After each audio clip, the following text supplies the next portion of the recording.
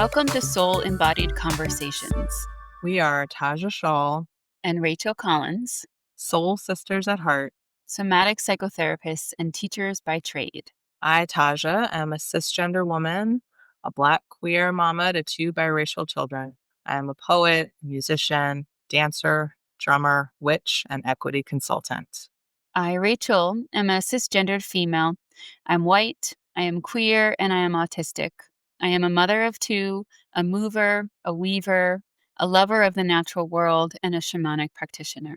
Together, we have spent the last few years running the Somatic Counseling Master's Program at Naropa University. Having left academia, we are now setting out to create a more accessible place for folks in the helping professions to practice what it means to be in deep, embodied relationship with hard things. We're here to share our stories from a place of our embodiment. Our stories rooted in our lived experiences within our identities and our stories that come through from our ancestors. We don't have life figured out by any means, but we are committed to leaning into the uncomfortable parts of being humans in relationship.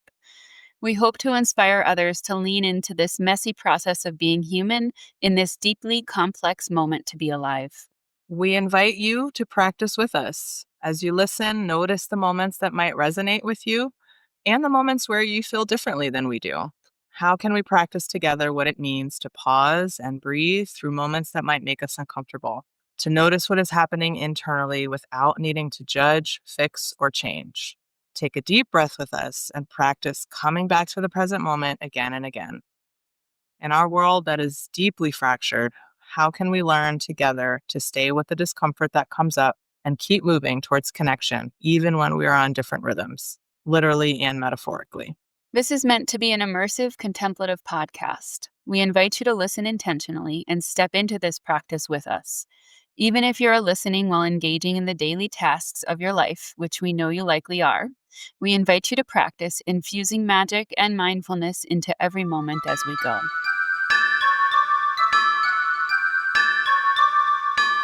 Hi, Rachael. Hi, Tajah.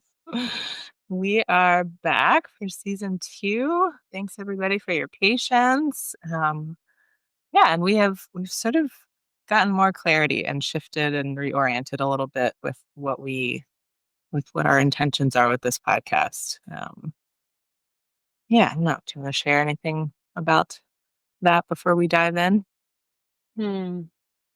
I think what wants to be shared is just our intention of really rooting into storytelling, and just delivering the content that we want to share, but really through the stories that are flowing through our bodies and our identities, our nervous systems, our emotional life. Just really wanting to, in a way, kind of go back to what it means to learn through story, to teach through story, to invite listeners into a contemplative practice through storytelling and through what it feels like to listen to the story. So we're going to do more of that, telling stories from our own lives, our own experiences, our own relationship with each other. Get cozy if you want to join us for story time. And where we wanted to start is we got a lot of feedback about the season 1 episode about our friendship. Can white women and Black women really be friends? It's a really impactful one for folks. And there's so much there. Like our friendship is our greatest teacher in some ways, like So much. Yeah.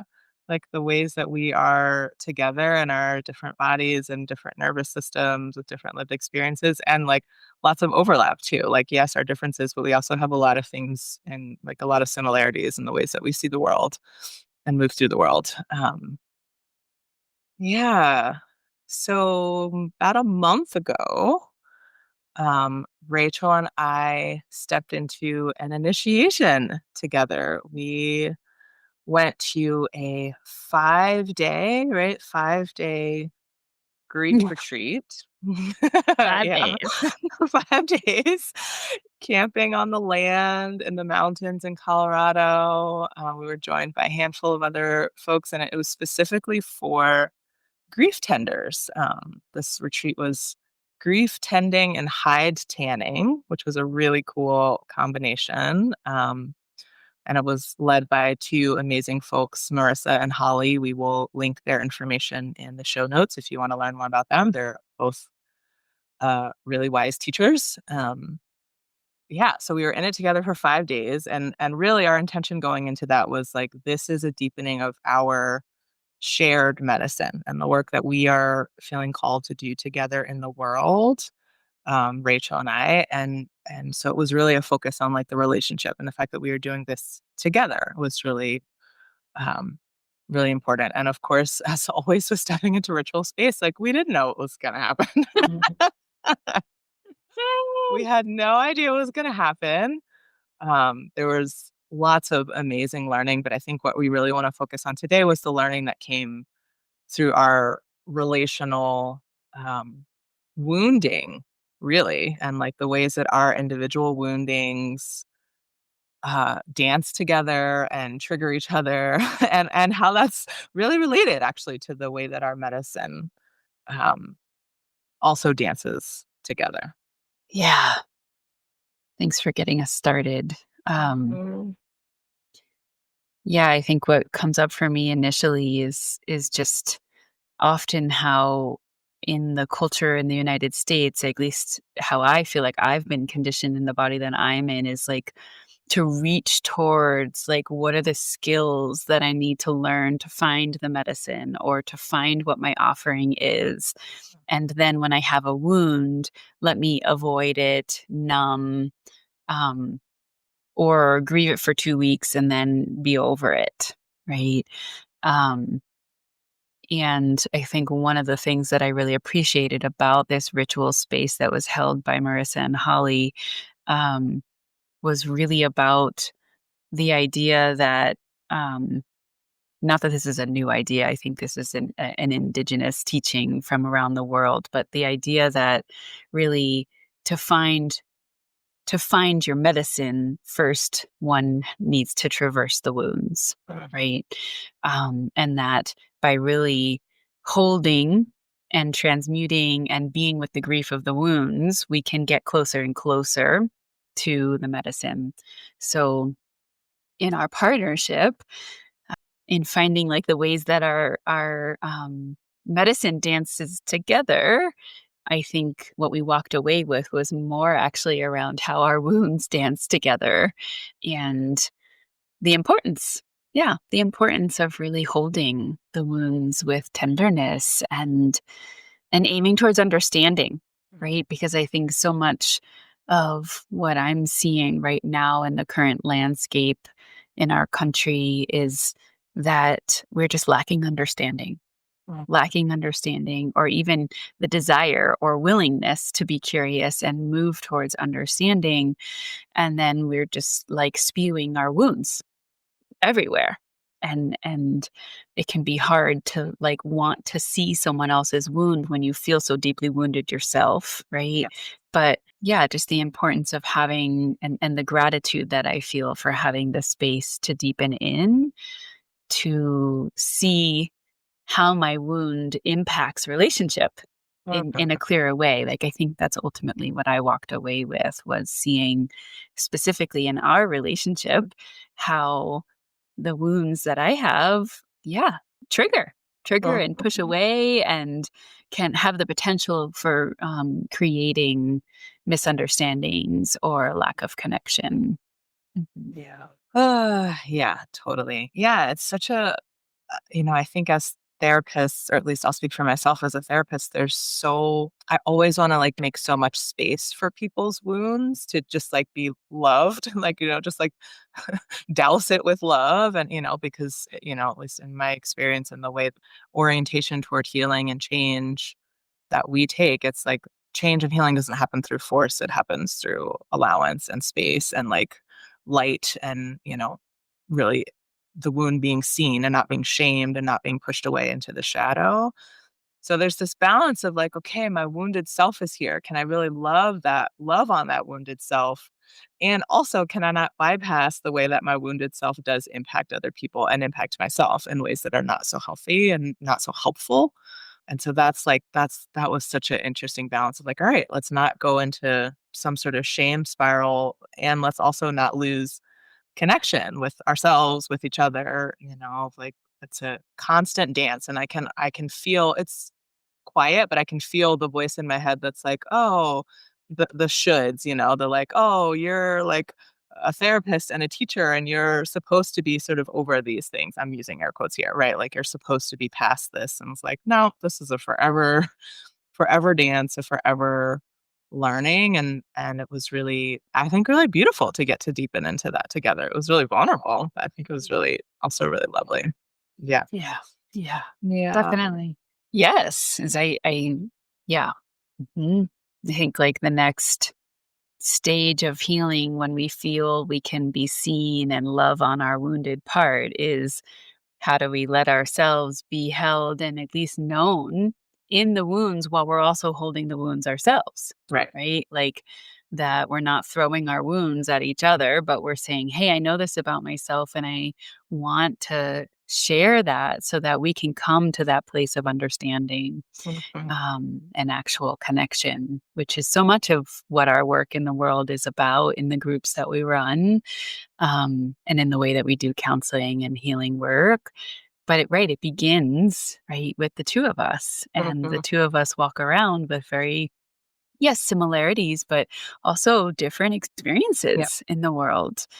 And what we are trying to teach others about relationship is that when we don't include those differences, right, we're not actually deepening in intimacy because the world that we live in, like, it is just fact that I mean, I'm sure there are probably people that will not agree with this statement, but I feel strongly that it is fact that if I'm walking around in my white, cisgendered, female looking body, right, that I am having a different experience than you are, Tajah, in a Black body, right? Just to focus on that one identity Right. of ours, right? Yeah. Or that one difference in race in our identities. Mhm. And if we're not talking about that and including that and trying to work towards understanding, then we're just making all sorts of assumptions around why somebody's behaving in a certain way, Yeah. and we think we know, Yeah. right? Yeah. Yeah. That's such a like to be able to get to where we are, you and I, relationally, like it takes a lot of skill and ability to stay curious of like what's happening right now for myself Mhm. and for this other person, instead of like making assumptions and telling. I'm going to tell stories in my head, but can I at least check them out and see if they're true or if they're wildly off base because it might be really wrong. Mhm. Mhm.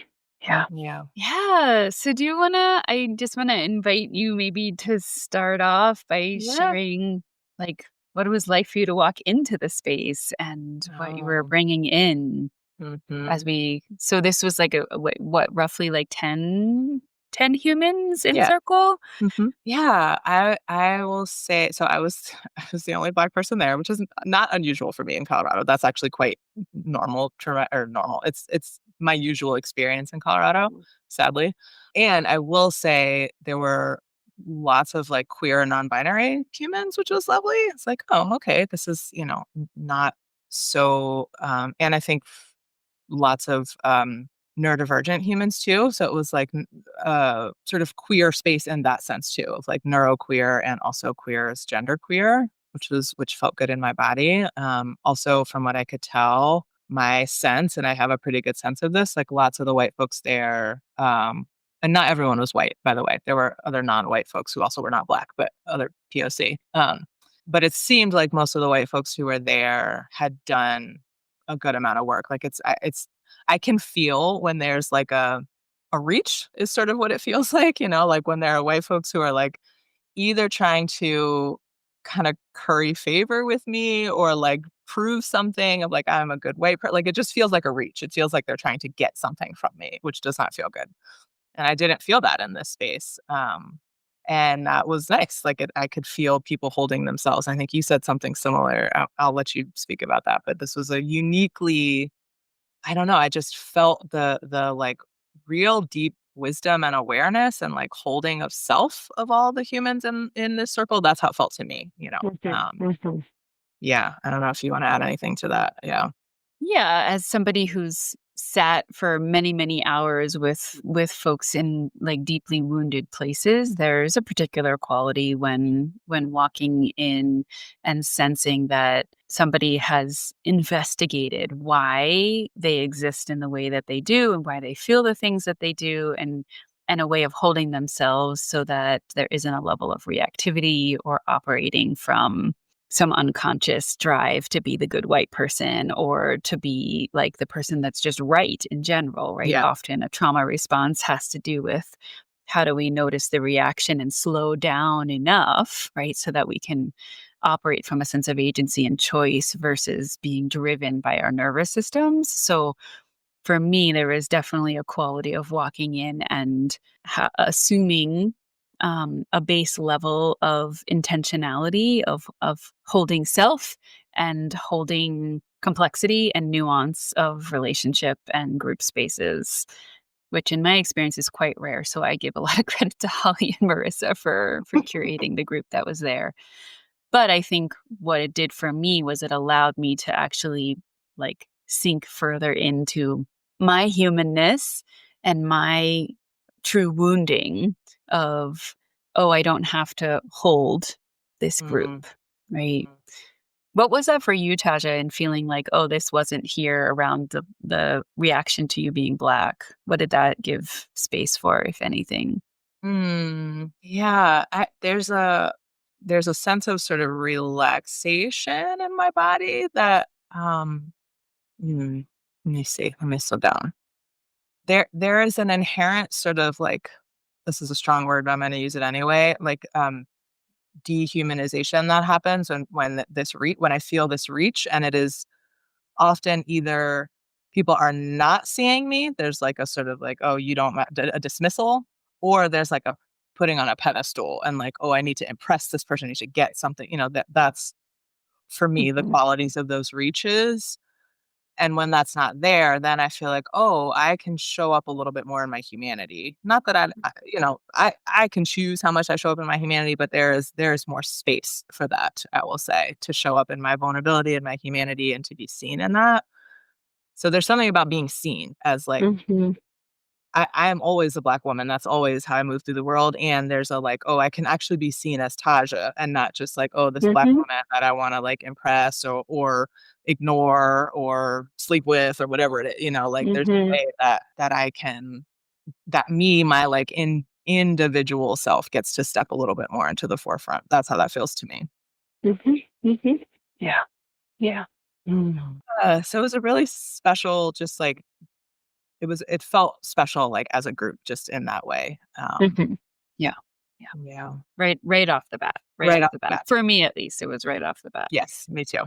I think from there, the part of my story that I wanna share is, like, entering the space as an autistic person.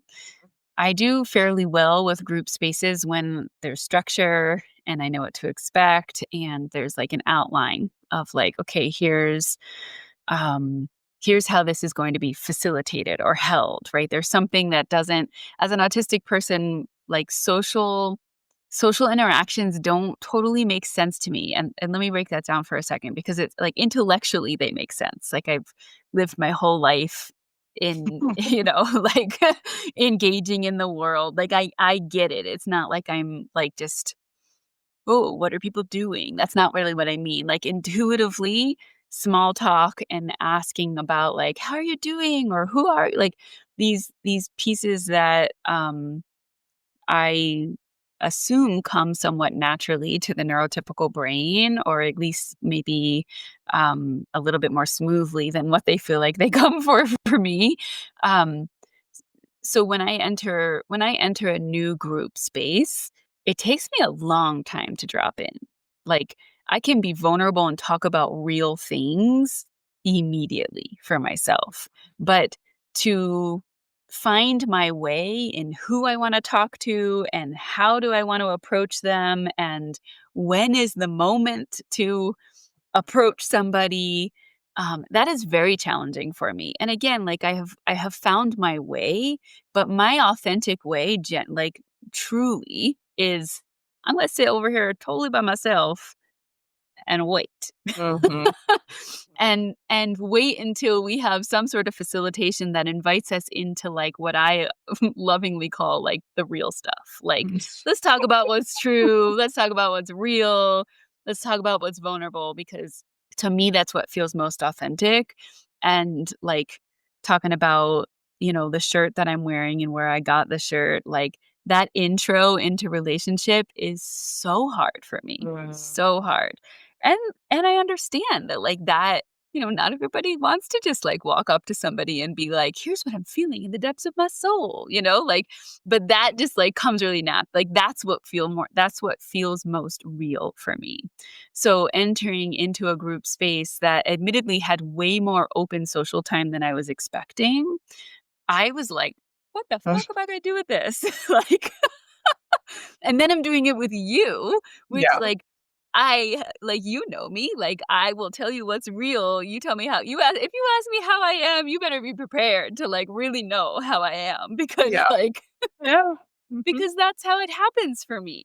Yeah. So I'm like having this it wasn't really a contradiction, but I was tracking these different layers of it feels really clear to me that I don't have to be in the role of facilitator right now. Like I Mhm. don't have to roll. Like this is being held. Yes. Then I have deep intimacy with you in Right. particular, Tajah. Like, whoa, I'm not sure like very few other people in my life do I have this level of intimacy with. And then this group of brand new fucking strangers and this wide open social time to connect. And I was like, whoa. So I was tracking the vulnerability that I felt within myself. Like I was tracking the wound that arises for me as an autistic woman going into a social space where when you look like me and enter a space, I think the social expectation is that I'm going to be smiling and lovely and welcoming, and I'm not going to make you uncomfortable. And that is not who I am in the world, no matter how I look. Like, I'm that white girl that's probably gonna make you uncomfortable, and I don't even fucking realize that I'm making you uncomfortable. Like, Mhm. that's just how I am. So I'm entering knowing that that's likely how I'm being received. That's not who I am. I get to be real with you, and so I'm tracking the wound that I was feeling around all of this, which is I've lived most of my life feeling like I need to present in a particular way when I enter a space. I need to match the social expectation because of how I look and how I've been conditioned because of how I look. And that is deeply incongruent to my inner experience. And so, what I was being guided by with my ancestors and with the spirits of the land there was like, you do you, Rachel. Like, come Mm. back into the softness of just being quiet and observe. Like, Yeah. come back and just be quiet. You don't have to say anything. But then the wound is like, oh, now I'm worried that everybody is thinking that I'm the bitch in the corner that's judging everybody because I'm not engaging. Don't approach her. She's scary. Like she's, all the Yeah. things that come up Yeah. for me if I'm truly just like Yeah. if I'm truly in what's authentic for me in a group space. So here is like on the flip side, like, okay, so that's my wound, right? But on the flip side, the observation and the tracking of the details and taking my time and just like witnessing and taking it all in and digesting, that's also my medicine in a group Mhm. space. Like Mhm. that is what I hold when I hold space. I'm like, I'm seeing everything. There's nothing that I mean, of course there are things that get past me, but like that what has arrived like, what I usually feel as a wound when I enter into a space is also the medicine when I'm holding the group space. Mm. Yes. Mhm. Mhm. Yeah. And I remember having this moment with you of because, like, that is not how you come into group No. space.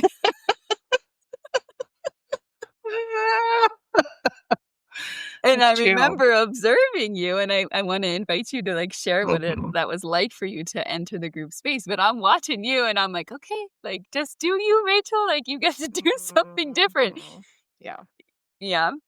Yeah. Yeah. Oh, thanks for sharing that. Yeah, it's true. So there's a different wound and medicine, but definitely still connected, like in the way that I enter group spaces. And so I'm gonna do my best to make this make sense.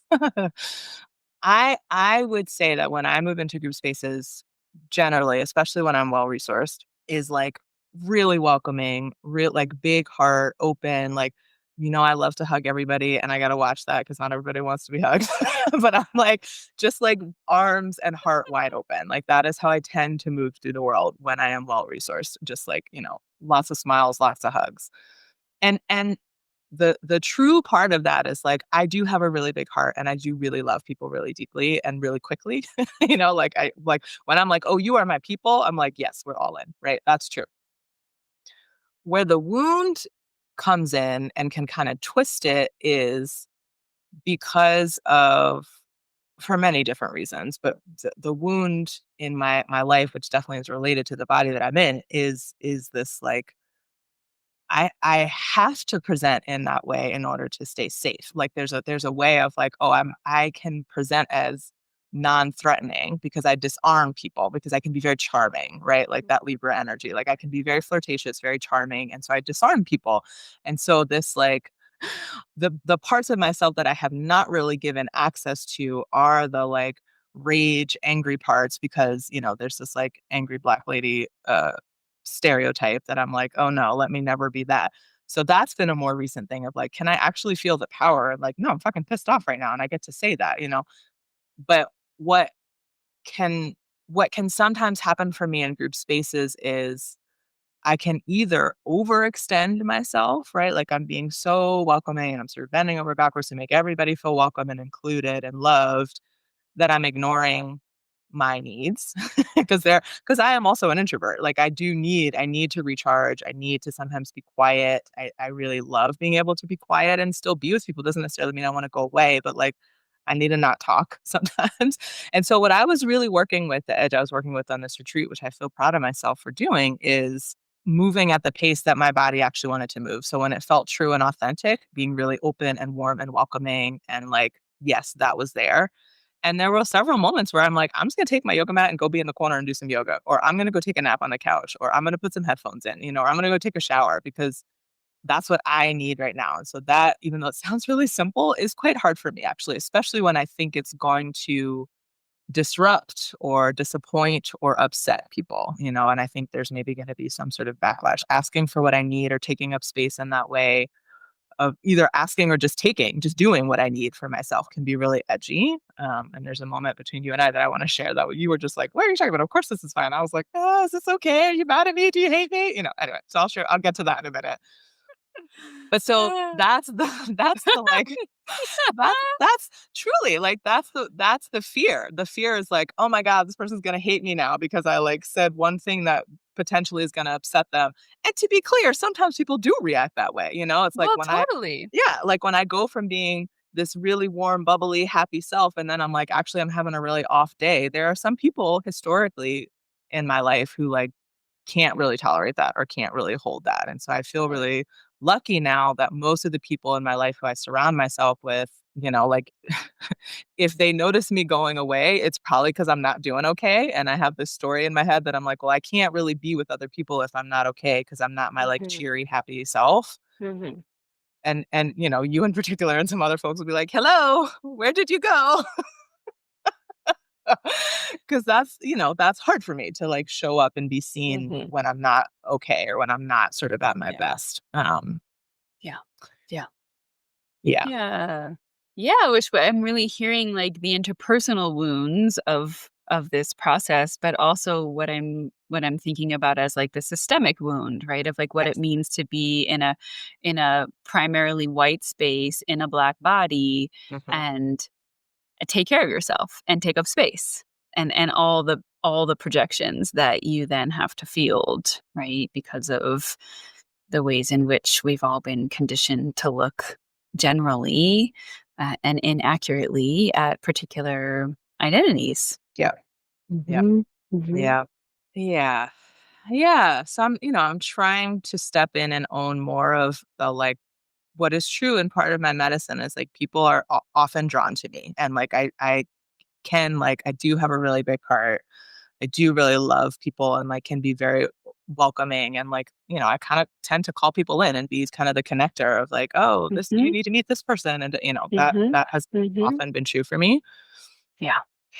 And then I have to pay attention to, okay, but also I don't self-abandon. Like, can I not Right. self-abandon? That's Mhm. the edge. And so this moment that I want to share, this was, part of what we were doing this whole week was we'll have to do a whole nother episode maybe about this, but like the actual the actual like process of hide tanning, of taking a sheep hide that had full fur and was like really heavy and sopping wet and like there was many God. steps. It was kind of gross, So but also gross. So fucking gross. it was really gross at first. Oh god. Also really profound. It's really hard work. Like So just to think profound. of how much work to take something from an animal skin into a textile, like Mhm. into something that you could wear or make into a drum or, Mm. make Yeah. it to a vessel, which we ended up doing. So this whole process we're in for days and days of working with Dear Sheep, our sheep ally. And at the end of it, we have this, this hide that's sort of like racked up. Is that like right? It's called you put it on the rack and it's like tied and stretched and softened. Sure. Marissa, tell us what's called. Anyway, um, so at the very end, the last step, once it's sort of been softened over many days and stretched, is to turn it into whatever you're making. And we were making these vessels to hold a representation of our medicine. And you said something along the lines of like, I don't want to cut it. Like we've done so much work with her. Like I don't want to cut her. And I want to can we keep it in one piece and can we just like, have both of our medicines in this one piece? And in some ways, I'm like, yes, totally. That makes sense. Like you and I, like part of the intention of us going into this ritual was how do our medicines dance together? We work in combined space when we do our groups. Like we could keep it in this space. Like it made sense. And then I was like, okay, I need to slow down and check in. And I think we both were like, let's check in. Let's ask sheep. Let's check it. And immediately, what was clear to me was like, oh no, I need my own. Like part of what it is, like part of our work together interpersonally and in our partnership is like what differentiating our medicine, like what Mhm. Mhm. it because we work so well together, like it can be hard sometimes to feel, at least for me, to feel myself separate from you and the work that we do. And that's Totally. been really important. Mhm. And so it was like, oh no, you need your own vessel to hold your representation of your medicine so that you can remember your medicine separate from Rachel's. And I was like, oh, okay. And I said that to you. And you were like, "Oh yeah, of course." Like it was no big deal. But inside of me, I'm like, "Is that okay? Are you mad at me?" It's this whole thing, which is very old, and Totally. that's okay. Yeah. So that I was proud of myself for saying it, and I definitely had the Mhm. moment of like, yeah. Uh-huh. So Right. curious Right. what that was like for you. Yeah. Right. No, I mean, what it was like for me is exactly what you just said. I was like, "What?" Like, of course, like, I'm glad to know what what it is that you want. Like, we're doing this together. Like, it just felt like such a benign moment for me. But, like, the part that I wanna lift up is the vulnerability that you, like, took this step of actually sharing what that moment was for you in your inner Uh-huh. world. It Uh-huh. wasn't the moment for me was not the moment where you made the request. The moment for me was you saying how hard it was to make the request and why Mm, that is.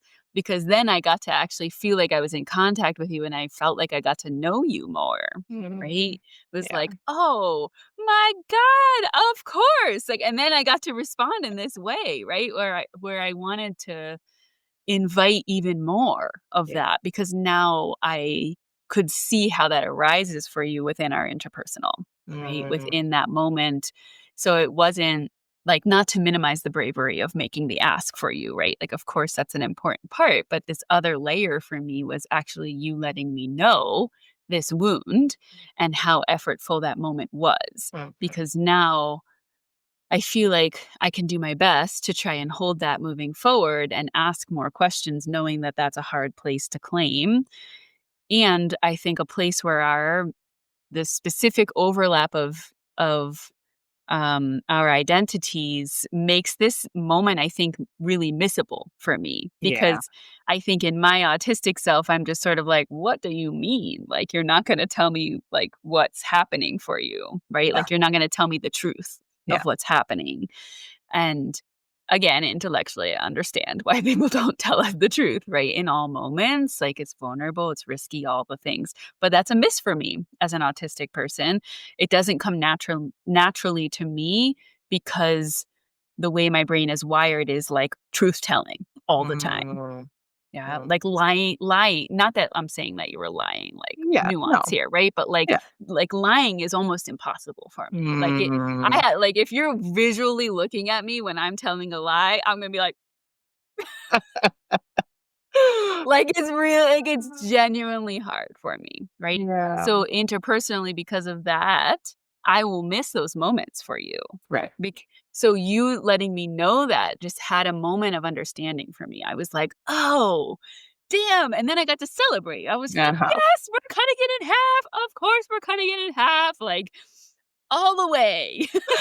Yeah, yeah, Mhm. and we ended up cutting her into several pieces, and there's one Mhm. that we are, in our shared space, and one for you and one for me. Mhm. Mhm. Yeah, yeah, I also really love getting to know you and your brain and your wiring better because it's so deeply ingrained in me, one, as a neurotypical-ish person and as a Black person and as a woman, just, like, the people pleasing, like, the recovering people pleaser, the ways that I, like, smooth those moments of, like, "Well, I just won't say anything because I don't wanna upset them." Like, I'll just, you know, to your point, like, omit the truth, like, my truth, right? It's like, "Oh, Mhm. sure, it's Mhm. fine, it'll be okay." So and those moments come so easily to me. Like, it doesn't feel like lying. It is, I agree with you, but it doesn't feel like lying. It feels just Totally. like Totally. appeasing, right? There's this Yeah. part of me that so wants everybody to be okay, and that I often will make myself the casualty so that in Right. my story, in my perception, because you were okay either way, but in my story, it's like I will be the martyr so that everybody else, it smooths over their experience and there's no Mhm. disturbance, Mhm. in the other person. Mhm. Yeah. Mhm. Yeah. Yeah. Yeah, I mean, it's just, like, such a potent example, like, right, in the healing professions, like, why really dissecting these moments of interpersonal interaction and connecting them to our identities, our trauma history, like, all the layers of wounds are, like, so essential to that moment of understanding and relationship, because we could have just went on Mhm. and then centered what I initially thought, Yeah. like, felt true for me, and then you acquiesce, and I'm not understand, like, I'm just like, "Oh, okay, great. Here we Right. are on the same page," when we're not on the same page. Like, we were not on the same page. So, learning for me again, and so helpful to know that moment and what that is for Mhm. you, because now moving forward, I can pause and be like, okay, but now let's check in, because I want to see. Yeah. Right, I really am interested, not just I want to see, like, or not that I'm assuming that I'm getting the whole thing. Like, I want to actually invite that moment of pause, Mhm. to invite that contact with your truth, that contact Mhm. with what the longing is for you. Mhm. Yeah. Yeah. Yeah, the moment of pause feels important too because that people pleaser part of me, it's so knee jerk. It can sort of just come out automatically and I have to like pause and actually wait, let me check in. Let me think Mhm. about that. So that's sort of been my practice over the last couple years is like when someone asks me something to just be like, let me think about it. Like just give myself a pause and not just, oh Mhm. sure, that's fine. Like let me actually think about it and get back to you. That's been like a really simple but profound thing for me. Yeah. Yeah. So there's another, Yeah, well, I don't know. there's Is there, oh, go ahead. Yeah, you go.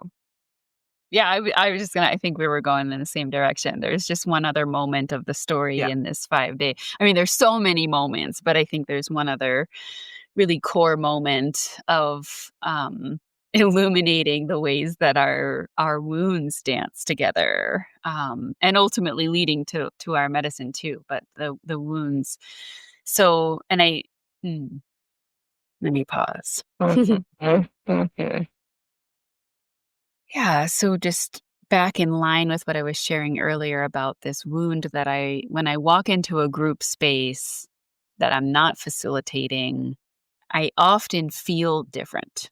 Mm. I know I embody a body that looks same in white spaces often, right? There I hold a lot of power in what is seen, but on the inside I'm often feeling really different because in a group space, like my processing speed is different, my way of communicating is different, my adherence to social norms, white social norms, is often different. Um, and this is, related to some of my trauma history as well, but I have this deep-seated wound that I've worked with in a variety of ways over the years, but it's still the flavor arises in a group space of like nobody actually knows how to hold me. Oh. Um, and I've worked with this over the years in if I want somebody to really hold me in my adult years, I also have to be willing to really be vulnerable and let people know how I need to be held. Like what is holding for me.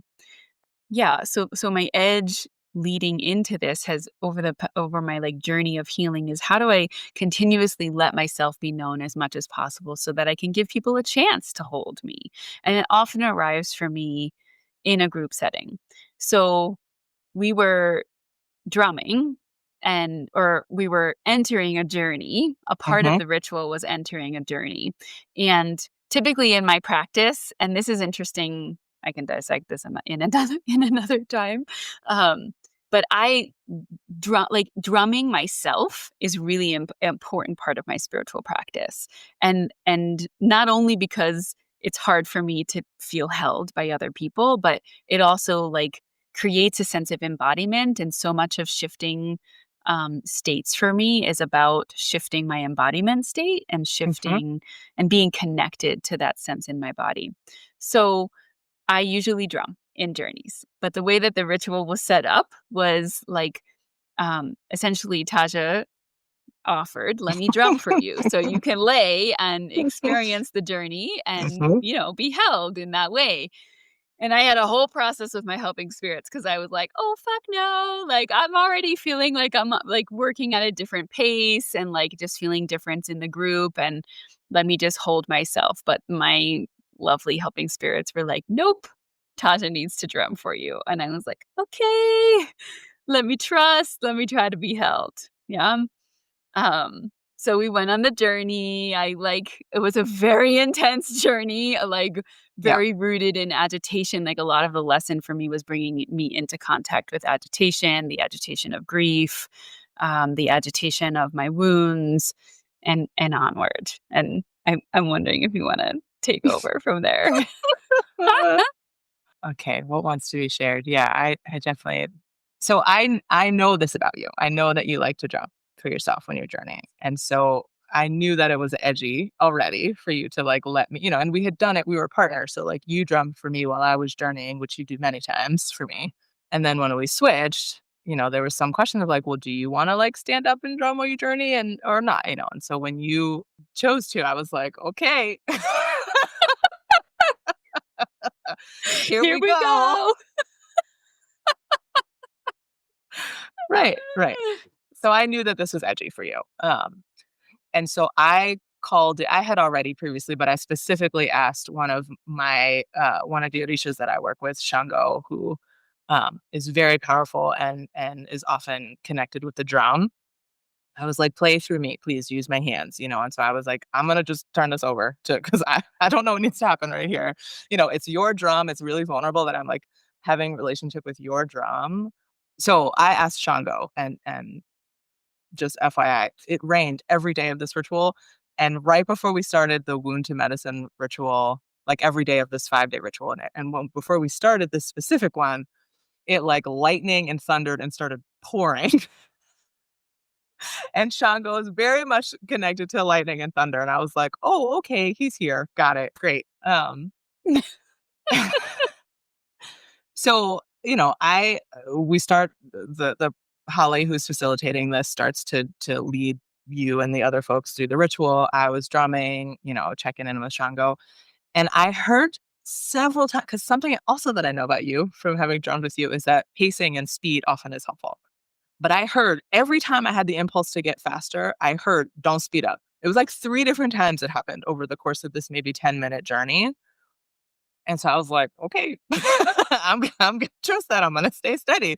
But it happened like 3 different times where I had the impulse to Yeah. go faster, and he was like, "Don't speed up." So I'm like, okay, fine. Yeah. Yeah.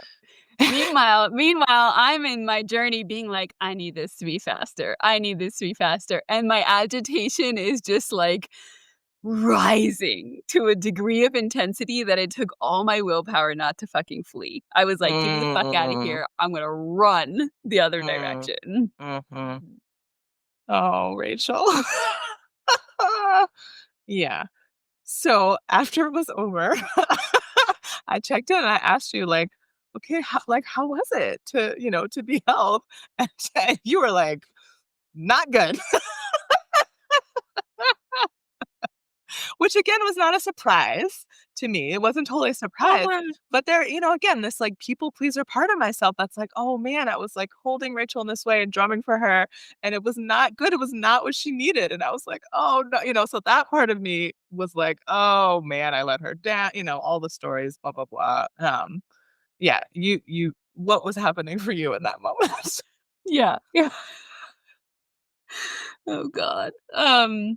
Yeah. Okay, so backing up before you asked me how it hmm was, hmm I waited until the end of the journey and then I Right. And did then you flee. left. I That's I right. was like, "Give me That's my right. drum. I'm going." That's right. You And I did. went and so there's like a both and here for me. Like, hmm yes, the journey was about like, Rachel, you need to feel this agitation and you need to transmute what this agitation actually means for you. Like this was so much of the lesson from spirit for me around what agitation is for me.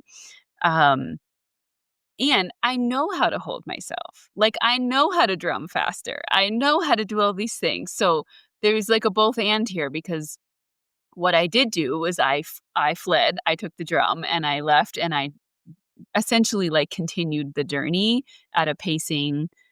Yeah, and it wasn't just about the pacing. It was also about like being in proximity. Like we were really close to other human beings, and that's just really hard for me in any space. So it was a whole combination of things. But what I ended up doing was I took care of myself, and then I came back.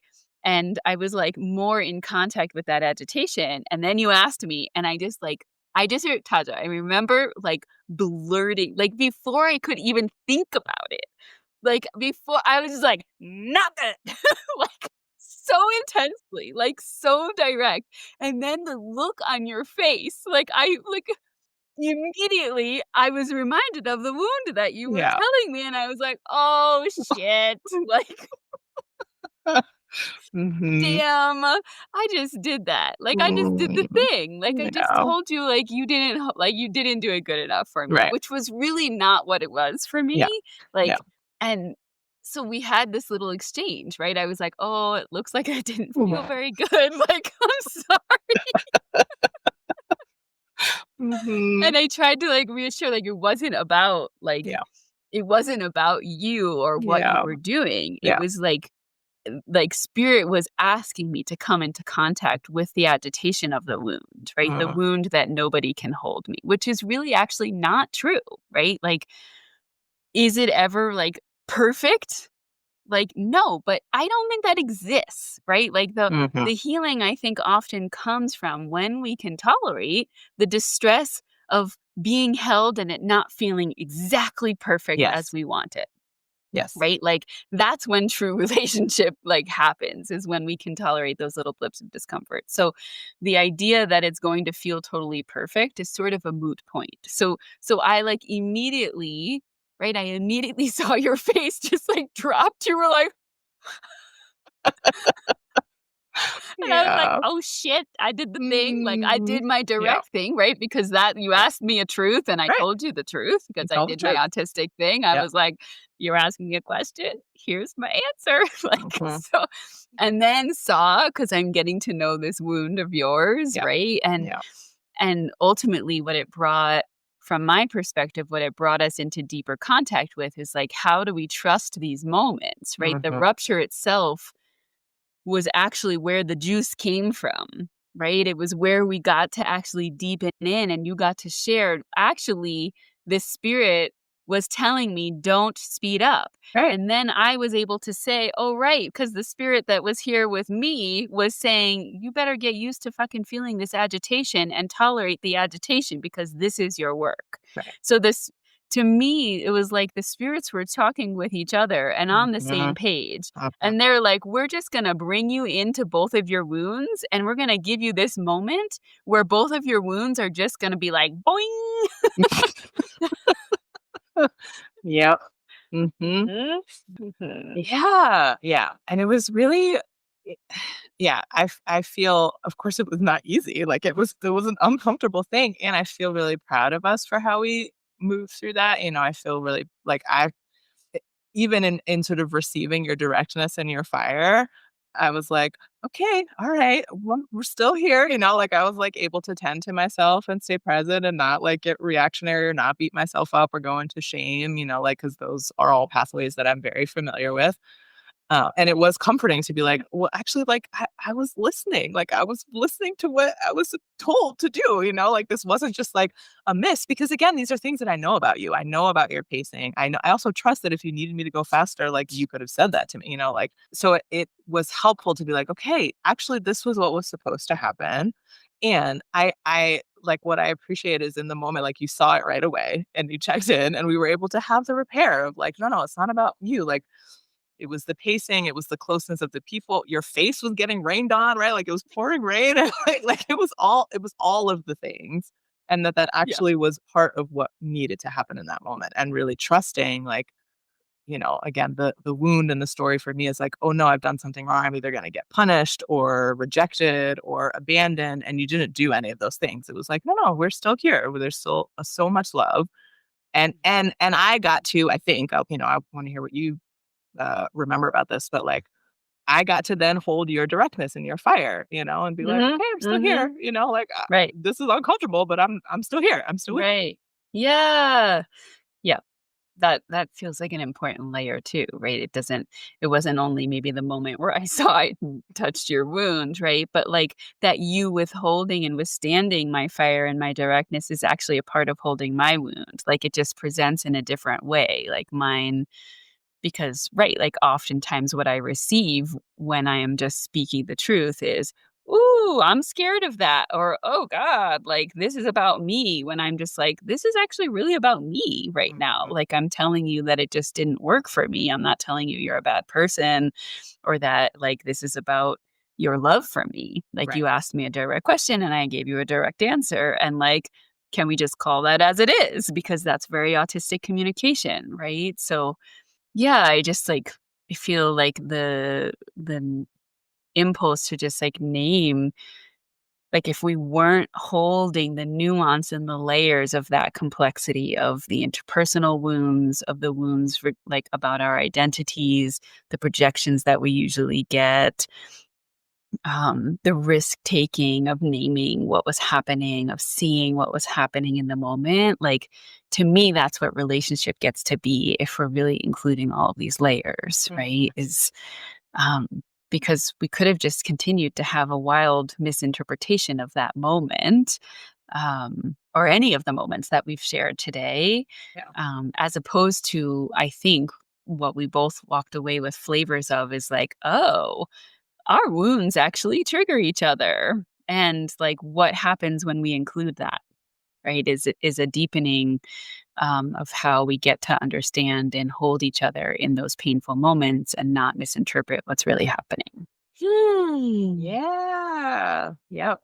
So if you've, stayed with us this long in the podcast, I want to just invite you to take a moment and maybe this is a prompt for you to yeah live your way into feeling it's like what are the wounds that you walk around with from your interpersonal experiences from the experiences of being in your body Mhm. and are there moments of bravery and risk taking that you can find the people that you might feel safe enough to share those with.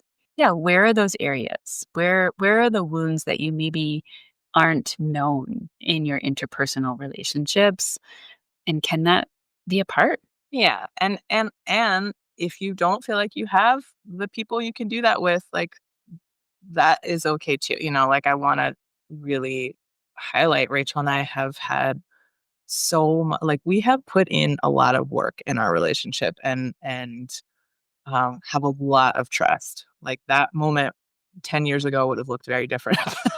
Like, it's not everybody can hold that or do that, and Mhm. and that is okay. But yeah, if you're lucky enough to have people in your life, and maybe you get to take a risk and try, and then you can see maybe they are, maybe they aren't able to hold it, but there's a real richness and a deepening that happens when we can stay through the wound and, like, oh yeah, this is what happens for me, and here's where I go, and there's the shame, there it is, there's my younger self, or there, whatever it is. There's a really profound, yeah, connection and love on the other side of that, at least in our experience. Like, we Mhm. have, yeah, you're one of my absolute closest people, because we can go Mhm. through these kind of moments together, and there's a ton Yeah. of trust, but that takes Mhm. time and a lot of risk. Totally. Totally. Yeah. Yeah. Lots of complexity to the process. Right. And but also just like the power of holding and owning our story, Mhm. right? Like, and that's maybe where I wanna like find an ending for today is like, yes, risk. Yes, not everybody can hold it, but like we won't ever take risks in relationship if we're not like deeply owning the story that we walk around with and challenging it. Yeah. Does this have to be true? Right? Like, Yes. I ended up feeling held by you, Taja, because of the moment where I was honest that I didn't feel held Right. by the drum. Right? Like, it wasn't that linear in nature as that statement, right? But like, I think again, it comes back to like, how are we owning and not making this like I could have been like, oh, here I go again, right? That shame response. There's something wrong with me. Mhm. I really am too different to be held. Mhm.